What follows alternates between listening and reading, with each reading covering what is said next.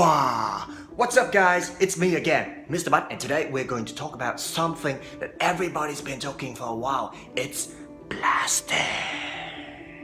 Zero waste has been very trendy lately. Now I'm curious as how many pieces of plastic are there in our house that we cannot live without.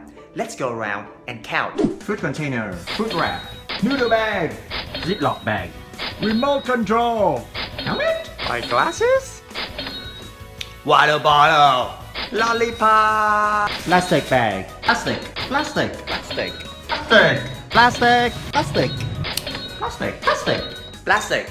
Oh wait. Yes, a metal straw.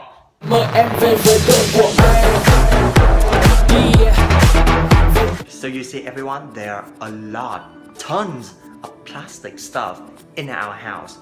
And to be honest, it's kind of difficult to get rid of all of them. So what can we do about it? The answer is be careful, be responsible whenever you use plastic. Use your own bag, bring your own cup, use your own straw, metal straw. Not that difficult, eh? So let's work together and keep the environment clean. That's it folks, see you next time. Thanks for watching everyone. Don't forget to hit the like button and subscribe to my channel and ring the bell to get notified about my latest video.